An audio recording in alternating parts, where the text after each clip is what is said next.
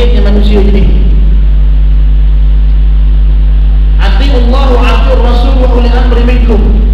Taatlah kamu kepada Allah, kepada Rasul dan kepada pemerintah. Dan pemerintah kata kita raya Aidil Adha besok 10 Zulhijjah, hari ini 9 Zulhijjah. Hari inilah puasa sunnah Arafah. Nak juga ada puasa hari Jumaat. Pasal Saudi hukum jemaah haji hukum hari Jumaat. Saya pun ikut yang itu satu je. Semayang pun saya boleh ikut Saudi.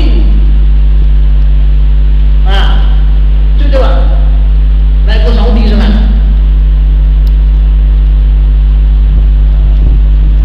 Kadang-kadang benda-benda sunnah macam ni pun duk balah kita. Tuan-tuan, tahun 50-an, tahun 60-an, tahun 70-an, mana ada orang kita puasa ikut Saudi? Dia orang tahu ke hukum dia Arafah bila? Zaman internet tak ada. 50-an tu hukum datuk nenek moyang kita tahun 50-an puasa tu, puasa Arafah tu. Ada internet tu masa tu. Dia orang tahu ke hukum dia Arafah bila? Raya haji dekat Saudi tu bila? Mana tahu, internet tak ada. Datuk dia orang macam mana Ustaz? Puasa ikut ketetapan pemerintah. Panas saja penyimpan moho-moho besar tersebut cakap dalam TV kan, dengan ini saya mengumumkan bahawa dari 1 Zulhijjah pada sekian-sekian telah diperkenalkan oleh Duli yang Maha Mulia kan? Kita dulu Israel kan, yang baru punya penyimpan moho besar ni laju je kan, tak ada serak-serak basah bawah dia yang dulu tu. Kita nak tengok, nak tunggu sementir dia mula dia tak sabar, terutama macam nak tunggu bergayung kan. Dia orang puasa ikut siapa? Ikut pemerintah lah. Pemerintah kata 1 Zulhijjah sekian-sekian dah puasa semua, kira 1, 2, 3, 4, 5, 6, 7, 8, 9 puasa sunnah Arafah. Pasal apa? Pasal tak tahu Saudi hukum bila. Dia tak terima masalah bukan tu. Tak ada Tuhan dan Tuhan tak terima masalah pun. Siapa tahun-tahun yang bila dah ada internet ni main lagi, tentang dia klik je dia tahu Saudi raya bila. Dia klik je dia tahu Saudi hukum yang di Arafah bila. Oh, tak boleh puasa besok, tak boleh. Sabtu Saudi dah hukum dah hari Jumaat. Macam-macam. Nampak tak kita ni? Kan? Benda tak ada kes, tak ada hal, tak ada masalah, saja buat masalah, saja cari masalah. Orang dulu nak pergi Mekah pun naik kapal 3 bulan baru sampai. Mana dia tahu hukum di Arafah bila. Jadi dia puasa ke apa? Ati Allah wa ati Rasul wa ulil amri minkum. Habis cerita. Itu satu telagah dalam benda ni kan. Jadi untuk tahun-tahun depan kan, kalau kita punya raya kemudian daripada Saudi hukum dulu, itu satu telagah. Ikut apa yang pemerintah tetapkan. Habis cerita. Gaduh pemain kan? Benda yang tak sepatutnya kita bergaduh, kita bergaduh. Tiap-tiap tahun kalau bila masuk je puasa Arafah, macam-macam orang tanya soalan yang sama juga. Kerana Ustaz, Saudi raya dulu, kita raya kemudian ni, macam mana nak puasa bla bla bla bla. Letih jawab. Letih jawab. Nak mudah tuan-tuan, nak senang. Kalau hati taradud sangat, gagak-gagak sangat, hati tu rasa gelisah, resah, tak tenteram kalau puasa ikut ketetapan pemerintah. Tahun-tahun yang akan datang nak mudah 1 Zulhijjah Ustaz puasa. Habis cerita. Sampai 9 Zulhijjah dapatlah tuan-tuan puasa sunnah Arafah. Tak ada masalah. Habis cerita. Hidup telegah. Kadang tu yang best tu tanya sana, tanya sini, tanya ustaz tu, tanya syekh ni, tanya ni. Lah nak tak puasa pun. Itu lagi cerdik. Tanya macam-macam, yang nak puasa tak puasa. Baik. Jadi sidang hadirin yang sidang hadirin yang dirahmati Allah Subhanahu wa taala sekalian, muslimin muslimat yang dirahmati Allah sekalian, kita sambung kuliah kita untuk tuan-tuan kuliah fiqh al-jinayah ataupun kuliah hudud. Insya-Allah akan jadi kuliah tetap di Masjid Sungai Amal 2 setiap hari Sabtu pertama setiap bulan. Insya-Allah kita akan membahaskan undang-undang jenayah Islam, undang-undang hudud, apa yang Quran sebut, apa yang Allah sebut, apa yang Rasul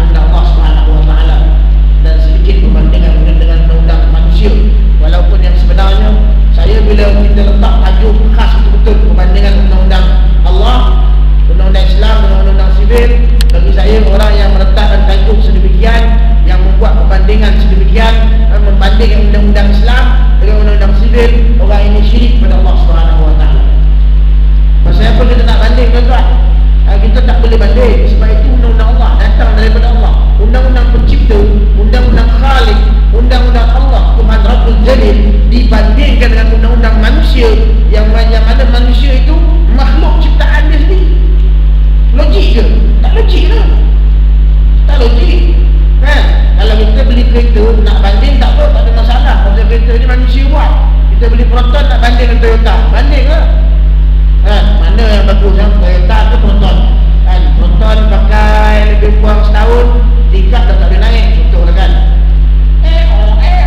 Tingkat kan kena pembina dulu kan. Baru boleh turun balik, boleh naik balik, contohlah kan. Beli Toyota lah, nampak tak?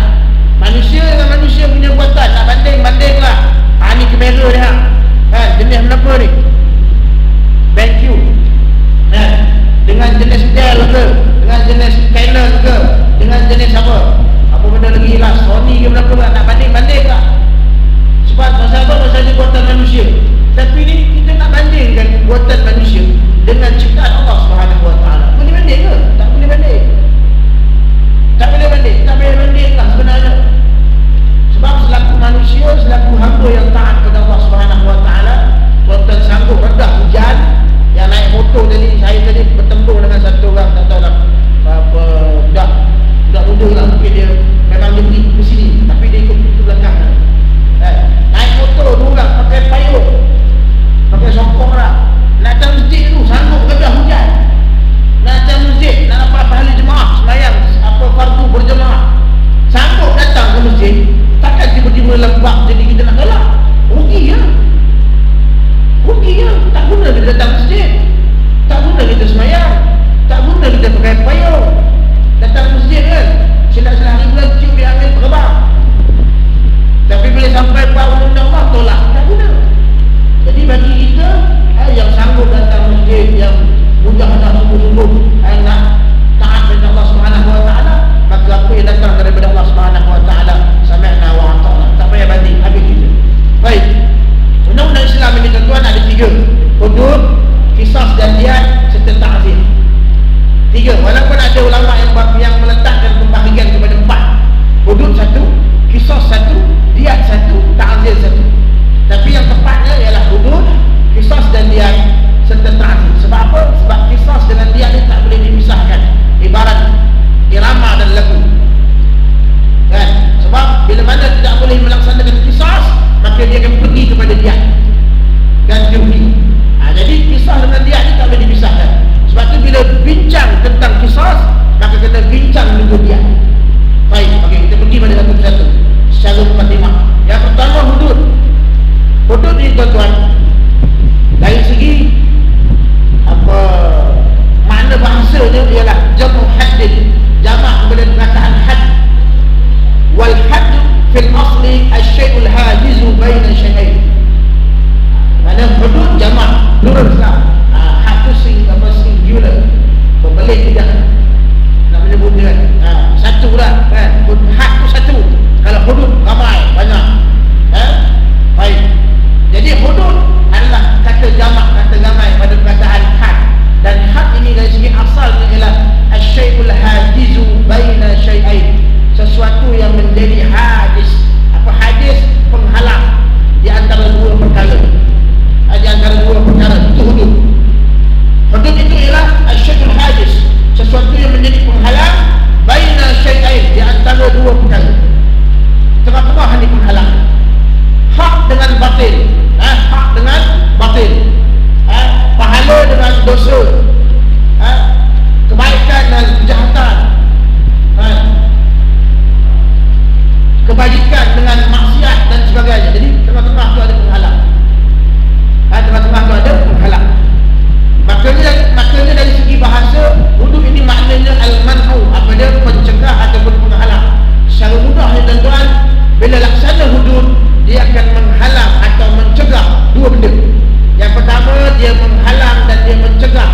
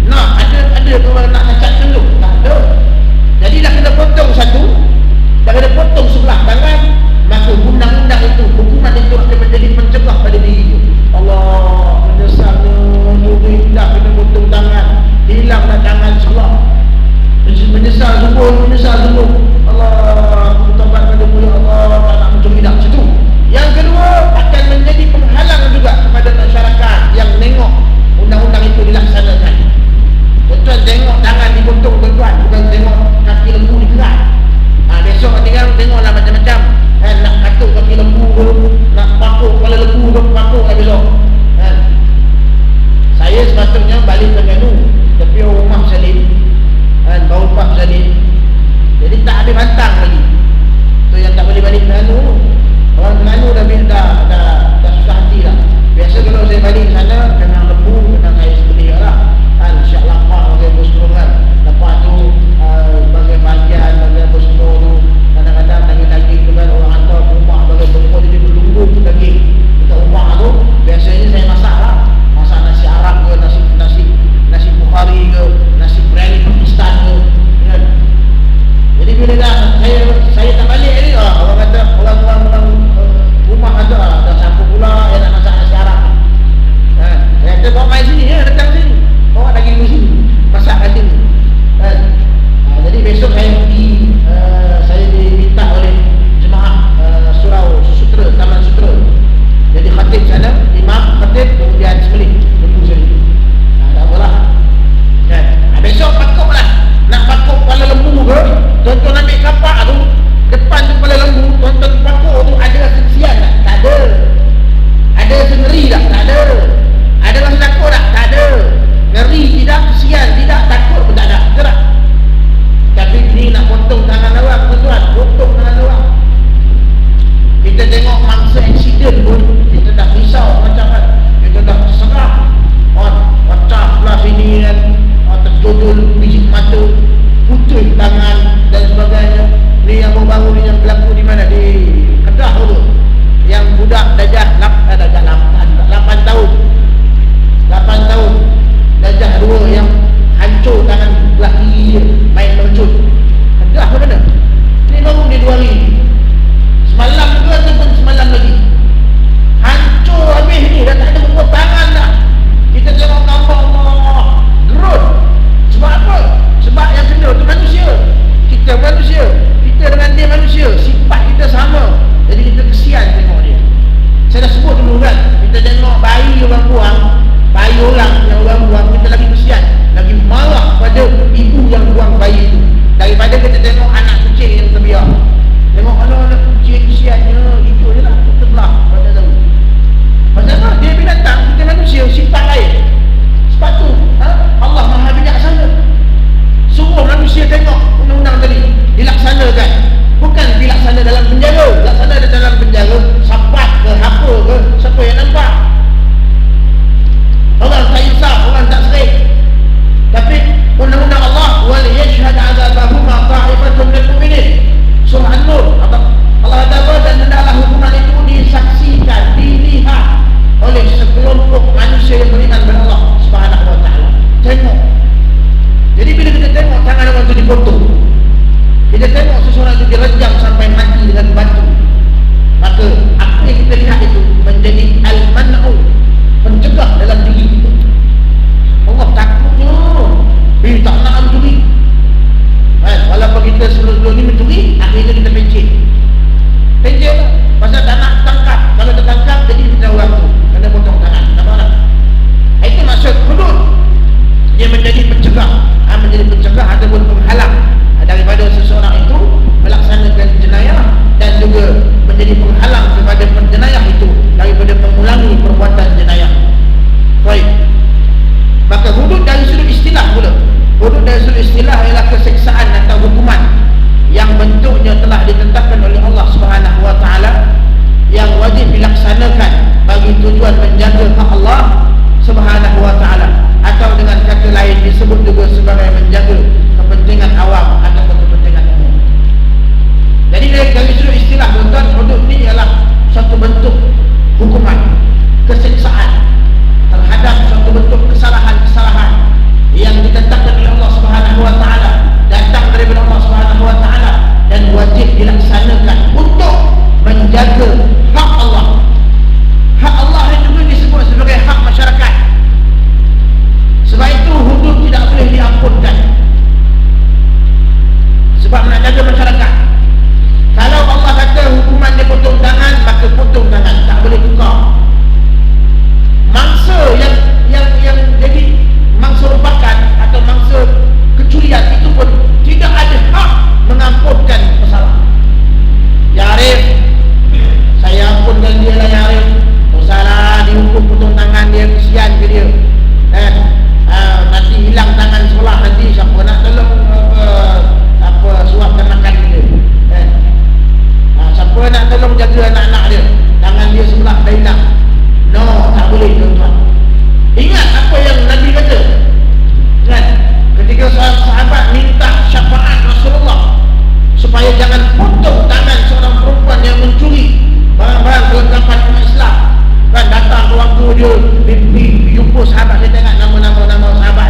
tolonglah merayu dengan Rasulullah, jangan dipotong tangan apa keluarga kami ni, perempuan ni.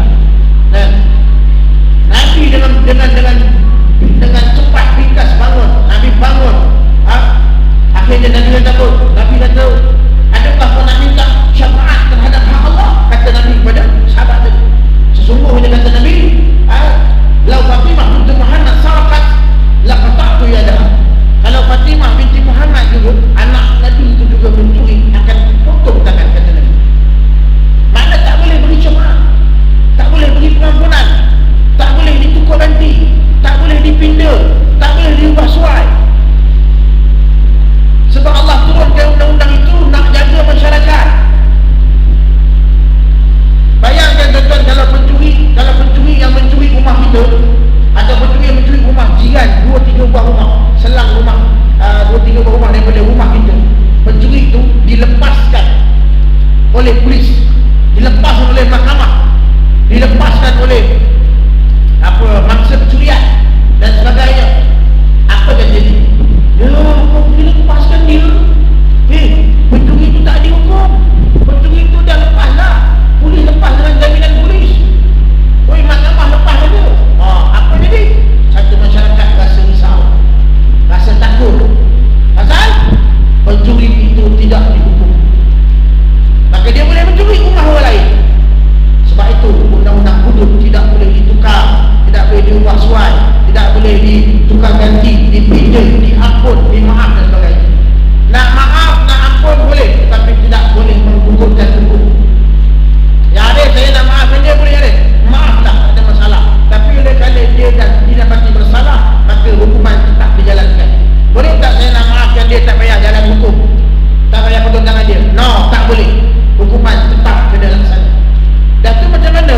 Takkan tak ada pengampunan ke atas dia? Boleh, ada pengampunan. Maksudnya tuan-tuan, sebelum dibawa kepada pengadilan, itu boleh diampunkan. Kita tangkap pencuri itu, kemudian kita nak bawa pergi balai polis. Tolonglah pakcik, maafkan saya pakcik, saya menyesal pakcik, saya minta maaf, saya tak nak buat lagi, saya bukannya pencuri, baru cuba-cuba nak mencuri. Kali kena tangkap, tolonglah pakcik, lepaskan saya. Okeylah, saya lepas kamu, saya maaf kamu. Yang ini boleh. Tapi dia dah bawa ke balai polis, dah bawa ke mahkamah, no, tak boleh maaf lagi dah. Boleh maaf, tapi kemaafan itu tidak melepaskan dia. Marah.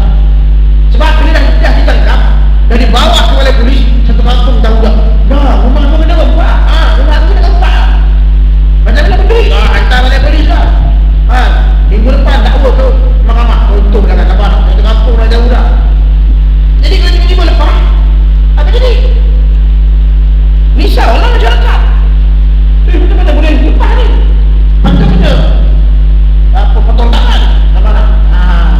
Sebab tu undang hudud tidak boleh dimaafkan, tidak boleh diubah suai, tidak boleh diampunkan. Sebab dia nak jaga masyarakat. Kita tak mampu nak jaga masyarakat, tuan-tuan, tak mampu. Hanya Allah Subhanahu Wa Taala yang boleh jaga. Ahli keluarga kita yang anak 2-3 orang pun tak mampu nak jaga, ini kan pula nak jaga masyarakat. Anak kita pakai skirt, anak kita pakai seluar ketat yang perempuan, anak kita pakai t-shirt yang ketat sehingga menampakkan benjolan-benjolan dekat badan dia, pun kita tak mampu nak tegur, terlepas pandang, sibuk sangat, ataupun tak mampu nak buat tu, tak mampu nak tegur, tak mampu nak ni, anak lawan pakai apa semua. Macam mana nak jaga masyarakat? Seorang pemimpin, anak dia terabur, ada yang judi, ada yang buat maksiat, isteri tak pakai tudung, anak pakai skirt dan sebagainya. Macam mana nak memimpin negara? Macam mana nak buat tu, macam mana nak buat ni, macam mana nak jaga masyarakat? Tak boleh.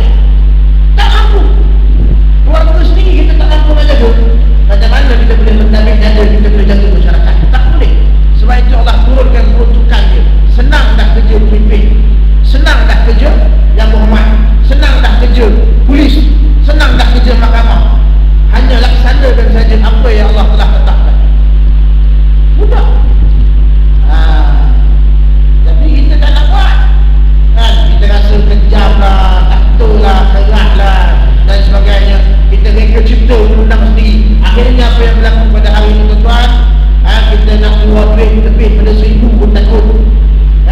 Kadang-kadang tu pegang macam ni, tengok pergi kanan satu orang pun dah poket, bimbang. Orang nampak kita keluar banyak setengah duit, habis jemput dengan motor nanti, diganggu dia, pecah semen tingkat kereta lah dan sebagainya. Pasal apa jadi macam tu? Macam kita tahu di luar sana ramai pencuri dan peragu. Pasal apa kita boleh tahu?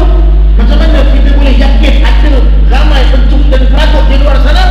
Sebab kita tahu undang-undang yang ada pada hari ini tidak mampu untuk mencegah jenayah, tidak mampu untuk menghapuskan jenayah.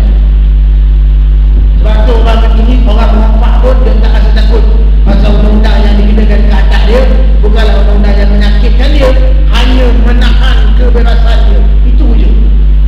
Curi duduk penjara 5 tahun, 7 tahun, masih dapat makan, masih dapat minum, masih dapat tidur, masih dapat berkawan, masih dapat bercakap, masih dapat berlari, masih dapat bernafas, masih dapat melihat, masih dapat bergerak sana sini, masih dapat pakai baju, masih dapat gosok gigi, masih dapat solat, masih dapat macam-macam. Cuma dalam penjara disekat kebebasan tu saja. Tak boleh WhatsApp, tak boleh Instagram, tak boleh selfie ke, itu je tak boleh. Tak boleh main internet, tak boleh Facebook, gelap. Tapi yang lain semua boleh. Sebab tu pencuri-pencuri ada yang ada di luar ni kadang-kadang dia nekat, curi je lah, tangkap lah, alah jaga pun. Tapi kalau potong jangan 80 kali dia pergi. Kalau dia tangkap ni man, aku tak nak man, hilang tangan man, aku jangan main man, aku tak kahwin lagi. Macam mana tu tadi nak nikah aku ni, tangan aku dah tangan potong, tak boleh kahwin aku nanti kan. Tangan potong nak nikah macam mana? Potong kan, buat hal boleh je. Bila pun dia kata dia tak tahu kan, dia tak kerti dia kan, nak nikah ni kena dengan tangan kanan saja kan. Tak payah salam pun tak apa, tak payah pun tak apa, berdepan saja. Wahai Zulkarnain, ya saya, aku nikah dengan nikah, ya saya terima nikahnya dengan tunai. Tak, habis cerita. Tak payah salam pun kan, tak payah salam. Kita kadang belum salam, lepas tu kena angguk ke tu, Allah kita cabut tangan orang kan, kena angguk ini kan. Hal mudah ada nikah ni tuan-tuan, mudah nikah. Jangan buat takut nanti, kita hitung hati buat takut nanti dia kan, nanti dah berpeluh pula berpeluh dia pasal kita takut kalau dia hitung hati. Baik, kesalahan hudud ni ada 7 tuan-tuan, 7. Apa dia? Zina, menuduh zina, minum arak, mencuri, merompak, murtad, menderhaka. 7 kesalahan ni ada hukumannya. Hukuman zina yang belum berkahwin disebat 100 kali sebatan, yang telah berkahwin direjam sampai mati. Hukuman yang menuduh zina, jika tak bawa 4 orang saksi, tuduh orang tuduhan zina, penzina, aku tahu kau berzina punya salah kan, tapi saksi tak bawa. Islam juga letak 4 orang saksi. Nak tuduh zina seseorang, tuduhlah boleh, tapi bawa 4 orang saksi yang ada 7 ciri-ciri saksi. Saksi yang dipercayai, 7 ciri-ciri dia, nanti kita bahaskan. Tak bawa 4 orang saksi itu, maka orang itu dengan sebatan 80 kali sebatan. Minum arak kena sebat sama ada 40 atau 80. Mencuri, potong tangan. Merompak dia lebih teruk daripada mencuri. Mencuri dia senyap-senyap buat rumah, anak beranak semua duduk atas. Jadi pencuri ni masuk rumah, dia buat kerja kat bawah. Dia rompak habis, dia ambil handphone, dia ambil laptop, dia ambil duit, dia ambil macam-macam. Duit banyak ni, tak payah di atas lah, kat bawah ni pun dah banyak kan. Buat rumah terlupa, nak pergi simpan jauh emas kan, baru beli emas kan, baru beli emas, nak main emas kan. Kau masuk berita harian tahun ni, betul-betul tak? Harga emas pada tahun 2020 ada yang menjangkau RM508 1 gram. Tu dia. Jadi berebut beli emas fizikal nak simpan, nanti bila emas naik nak jual balik, dapat untung sikit, untung lah kan. Jadi dia beli emas lupa nak buat atas, letak kat bawah kan. Ada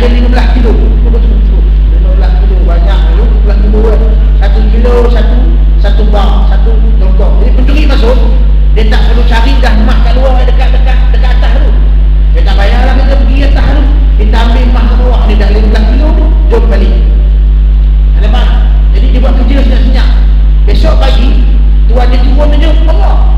Mana pergi emas mana tu? Mana pergi barang-barang? Mana pergi sofa? Mana pergi TV? Apa?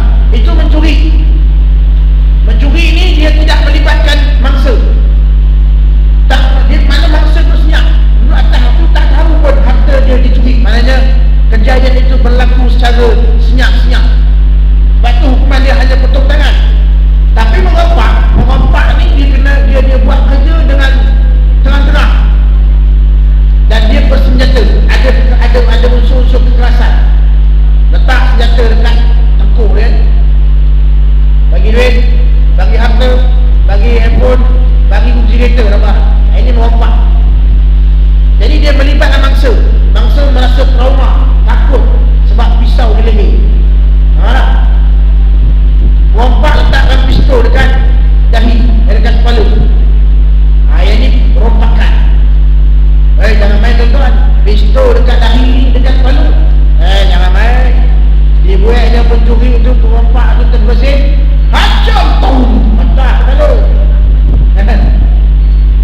Ataupun perompak takut ngelipat kan. Ngelipat dia. Ui, tu. Kita tembak. Mana tahu. Jangan main. Ui, trauma tu. Kalau pistol dekat kepala. Jangan main. Jadi menyebabkan mangsa rasa trauma, rasa takut. Bila rasa takut, rasa apa macam rasa macam nak cabut nyawa. Nampak macam tu lah. Maka dengan sebab itu hukuman bagi rompakan ni dia ada 4 jenis. Nanti kita akan bahaskan berdasar kepada keadaan. Sama ada dibuang daerah sahaja ataupun di penjara. Yang kedua, dipotong tangan kanan dan kaki kiri. Potong tangan kanan dan kaki kiri. Mencuri potong tangan saja. Rompak potong tangan kanan dan kaki kiri. Kemudian yang ketiga dibunuh. Dan yang keempat bunuh dan salib. 4 jenis hukuman. 4 jenis hukuman. Kita akan bahaskan pada sampai pada bahagian ini kita akan bahaskan. Apakah dia kesalahan yang kena buang daerah saja ataupun penjara, yang kena potong tangan kanan dan kaki kiri, yang kena bunuh saja dan yang kena bunuh dan salib. Baik, itu 4. Kemudian kesalahan hudud yang ke-6, murtad. Apa dia murtad? Keluar daripada Islam. Kata Nabi, man badala dinahu faqtuluh. Siapa tukar agama, bunuh. Jadi hukuman murtad ini adalah dibunuh. Dibunuh dengan cara ikdah, pancung kepala. Baik, dan seterusnya yang ketujuh, kesalahan bohong, kesalahan menderhaka, memberontak terhadap pemerintah. Memberontak ataupun menderhaka terhadap pemerintah yang dipilih dengan sah oleh rakyat.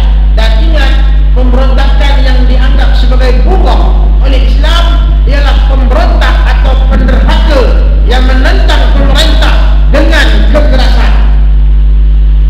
Ingat tu. Bukan beribu dekat tepi jalan dengan spanduk we want peace, we want peace. Itu bukan pemberontak.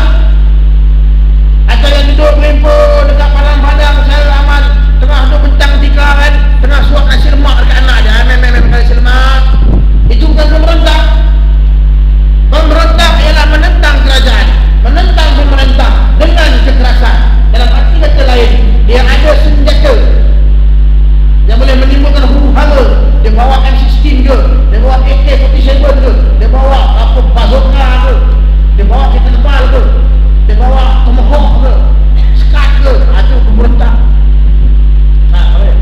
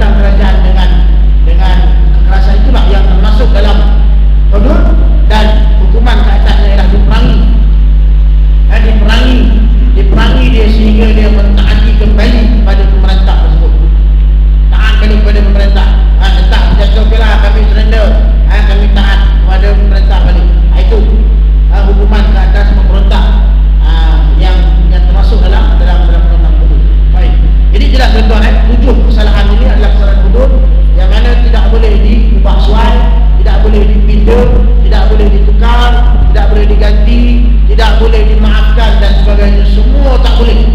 Kena ambil sebiji-sebiji seperti mana yang telah diturunkan oleh Allah Subhanahu Wa Taala. Tak boleh tukar-tukar. Tak boleh kita rasa-rasa macam-mana.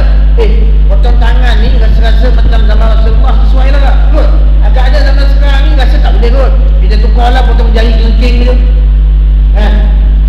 Macam Puan Azadikah. Dia kata potong jari je. Potong jari bukan potong tangan. Maka apa yang akan terjadi kalau kita potong jari tak potong tangan? Agak-agak jenayah mencuri makin pupusnya makin bertambah. Takkan hilang. Sebab apa? Sebab kita ubah hukuman tadi. Contoh macam hari ni lah, kesalahan zina ada tak dalam enakmen jenayah syariah negeri? Ada kan, khaluat pakai apa semua. Tapi khaluat banyak juga berlaku, zina banyak berlaku, anak luar nikah banyak yang lahir, bayi yang banyak, bayi yang dibuang-buang dekat tong sampah banyak berlaku, zina berterusan berlaku. Kenapa Ustaz? Sedangkan zina kan ada dalam hudud. Kan kita dah laksanakan kesalahan zina ni, kita masuk dalam enakmen. Jadi kita dah hukum apa pesalah-pesalah zina ni. Betul, kita ambil nama kesalahan, tapi hukuman kita tukar. Macam minum arak kan?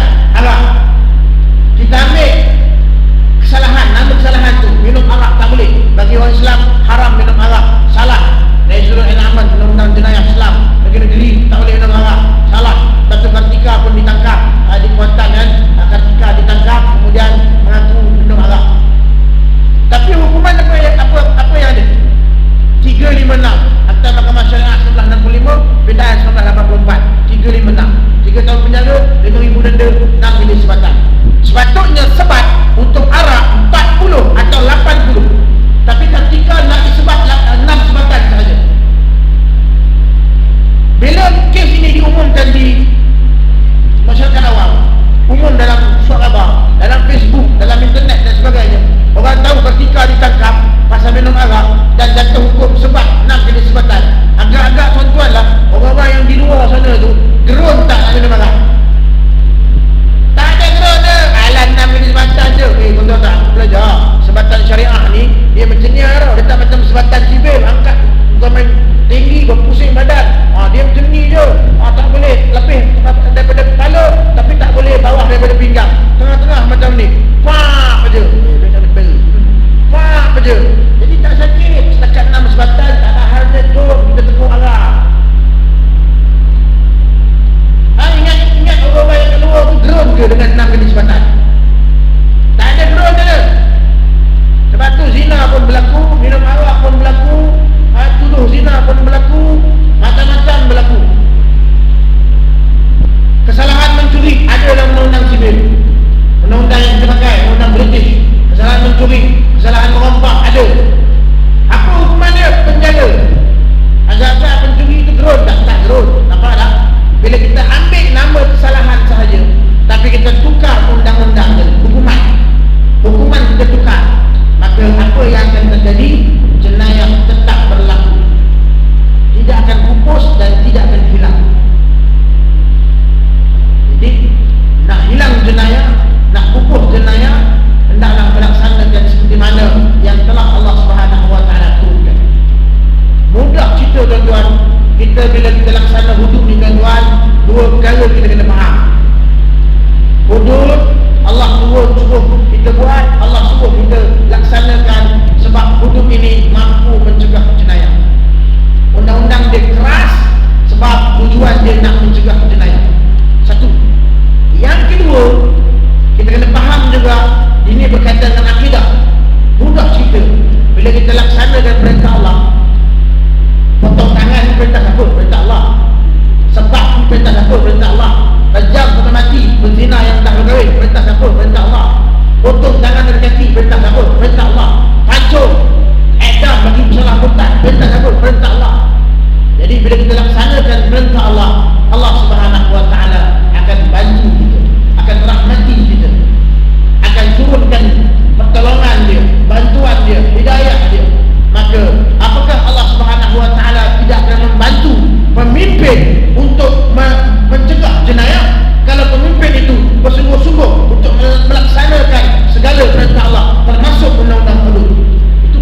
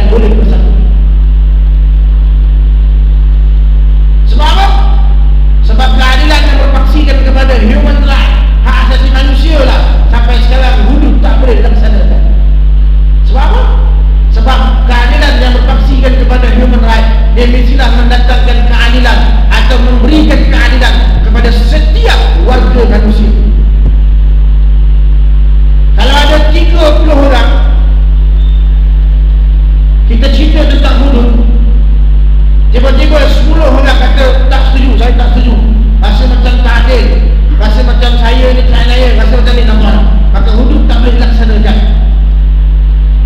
30 orang kita cerita, 5 orang tak setuju, maka tak boleh laksana hudud kalau ikut keadilan human right. Tapi kalau ikut keadilan yang digaris oleh Islam, keadilan yang datang dari Allah Subhanahu wa taala ialah mendatangkan maslahah kepada masyarakat umum. 30 orang kita cerita hudud, 25 sokong, 5 tak sokong. Itulah keadilan. Bila mana kita cerita tentang hudud, bila mana kita laksanakan suatu ketentuan yang boleh mendatangkan maslahah untuk masyarakat umum, maka itulah keadilan. Walaupun ada 2-3 orang rasa terananya. Itu dari sudut Islam. Sebab tu kalau nak bersatu atas dasar keadilan, oh saya kita orang bersatu ni pasal keadilan, nak tegakkan keadilan, tapi acuan keadilan, acuan human right, sampai bila hudud tak boleh laksanakan, sampai bila pun takkan bersatu. Ingat, Islam itu tinggi dan tidak ada yang lebih tinggi melainkan Islam. Rasulullah SAW menggabungkan, menyatupadukan kabilah-kabilah Yahudi yang berada di Madinah dengan paksi Islam. Bukan Rasulullah mengikut Islam, mengikut mereka, tapi mereka mengikut Islam. Sebab itu dulu bila ada orang sebut tentang Islam Hadari, maka apa yang jadi? Adakah Islam Hadari itu berterusan sampai hari ini? Tak berterusan, mati begitu saja. Pasal apa? Islam Hadari bermaksud Islam, maknanya Islam yang mengikut Hadari, yang mengikut Hadarah, yang mengikut tamadun. Islam yang cuba dibentuk, yang cuba diacu, yang cuba digarap mengikut kesesuaian tamadun. Sampai bila pun takkan elok tamadun. Yang sebenarnya Hadarah Islamiyah, iaitu tamadun yang cuba digarap, tamadun yang cuba diacu, yang cuba dibentuk mengikut acuan Islam. Baru tamadun itu tamadun yang diredai oleh Allah Subhanahu wa taala. Kalau hari ini kita suruh Islam mengikut kita, Islam ikut corak pemerintahan kita, Islam ikut corak pentadbiran kita, maka sampai bila pun kita tidak akan berjaya mendatangkan maslahah kepada masyarakat. Sepatutnya kita mengikut corak Islam. Bagaimana Islam suruh, bagaimana Islam ajar untuk kita buat dalam pemerintahan, dalam pentadbiran, dalam keluarga kita sendiri, ya. Kita nak jaga anak-anak kita daripada api dalam Allah Subhanahu wa taala, Islam suruh buat. Tengok apa Islam kata. Bukan kita suruh, bukan kita ikut anak kita cuba sesuaikan Islam tu dengan anak kita, dengan apa trend kita, dengan budaya kita, tidak sesuai. Kita yang mengikut Islam, bukan Islam yang mengikut kita. Ingat, Islam itu tinggi dan tidak ada yang lebih tinggi daripada Islam. Termasuklah undang-undang yang Allah Subhanahu wa taala turunkan ini juga. Undang-undang ini lebih tinggi daripada segala undang-undang yang ada di atas muka bumi ini. Bukan kita cuba untuk sesuaikan undang-undang dalam negara kita mengikut kehendak masyarakat